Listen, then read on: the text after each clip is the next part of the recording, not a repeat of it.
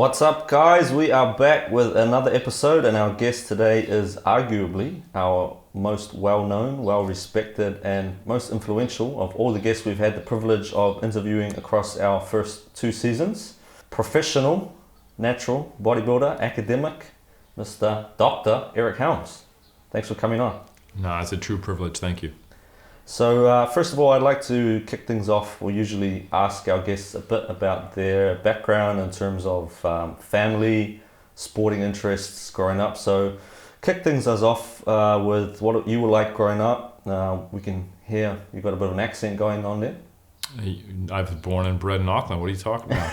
Actually, funny thing is I was born and bred in Oakland. Wow. So from Oakland to Auckland. So I'm from California originally. I was born in Oakland in 83, so I turned 40 this year. Yeah, so growing up, I was only child. Parents split up when I was real young, split my time between them. And I was really not much of an athlete growing up by any means. I was in martial arts, so my parents always thought it was useful for me to be in some type of physical discipline. Probably mainly for the discipline portion. I was a pretty scattered child. I think I was one of the ones who did not get diagnosed ADHD in the time where everyone was getting diagnosed, but probably should have been. Played a little bit of like t-ball and like pre-Little League baseball, but I was not very good. So they just stuck me in the outfield where little kids can't hit anyway, and you just like pick your nose and stand out there. But it wasn't until high school, where I moved from Oakland to a suburb of Sacramento with my mom into our uncle's house so we could get on our feet. And I ran a little bit of track, and I was pretty good at the 400 meters athletically. Yeah. Not great, but I was running like a 51, 52. And I played a year of football, but I was terrible because I didn't really have an athletic background. So I never really had an athletic identity, but I was okay at the 400 meters, and I was part of a really good 4x4 team. And I didn't realize it at the time, but I think looking back, if I had had the right kind of environment, encouragement, or personal connection to the sports I was playing, then I think I would have been that much better. Because, if we fast forward to me getting into strength sports and bodybuilding in my early 20s, which I absolutely fell in love with, which I'm maybe not that gifted for, what I've been able to do as a bodybuilder and strength athlete, I think, man, if I had applied that to something that maybe I had a little more talent for, like, I don't know, swimming or middle distance running, then it'd be interesting to see where my life would be. But I'm really glad that I ended up in strength sports because it's given me everything. I remember reading somewhere that you first started lifting in 2004, so you're going on 20 years of lifting next year. So how did you first end up in the gym? What was it like? How long was it before bodybuilding and strength sports sort of piqued your interest? It was pretty quick after I started lifting. So this is my 19th year of lifting, and I want to say mid next year, June, will be my 20-year anniversary of lifting weights, which I have to do something for that.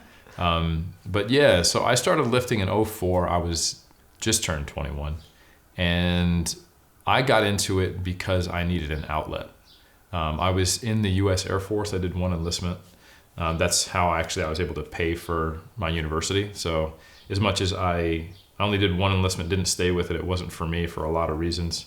Politically, at the time it happened, we had just invaded Iraq. And also I found I'm not that great with authority. I need to kind of do my own thing. So personality-wise, but I made a lot of great friends. It taught me a lot of discipline. It taught me that I can do hard things, which I think was really important, stepping stone to bodybuilding. It also was where I met some of the first people I trained with. So in 2004, a very close person to me, and it's more their story than mine, so I won't go into the details, had something traumatic happen to them that ended up being traumatic to me as well because of my relationship with them. But because I was in the Air Force, I could not go see them. So they were on the other side of the country. Right. I couldn't do anything about it. I felt powerless. And that had a really large impact on me as a young man. I had a lot of anger. And I was looking for outlets like binge drinking, self-harm. Wow. And that was very brief. Like I immediately knew, like, this is not sustainable. This feels better than what I'm just feeling, but it's also bad, and this is going to go down a bad pathway. So I went to my buddy Patrick. So shout out to Patrick. Not a competitive bodybuilder, but just a dude with a great physique who loved training and lived the lifestyle. And he grabbed Arnold's Encyclopedia of Modern Bodybuilding, and he said, here's what we're going to do. I'm going to teach you the ropes. And my very first workout, and this is not an exaggeration, was a leg day. And I think Patrick wanted to show me like here's what hardcore training is. And we'll see if you actually are down for this like you think you are. So I don't remember exactly what we all did, but I know it was a very hard leg day because we finished with deadlifts. And we did 3x10, and it was just 60 kilos. So 135, so like 61 kilos. It was in the States still. And on my third set of 10, on my last rep, my 10th rep, I tweaked my back. And I was like, I need to go outside. And I was also feeling a little queasy. And then I threw up outside. Wow. And I thought, fuck yeah. And I'm a badass. Well, it was like, because at the time I needed like I was looking to things that were masochistic, and harmful. So this was something that was positive, but also it pushed me to a place where I got to express some of those emotions I couldn't deal with. I'm not going to say it started balanced. I'm not going to say it started positive, but it was the best option I had. And it also had me working with someone else who was mentoring me. He taught me like, here's, basics here, how to get more protein in your diet.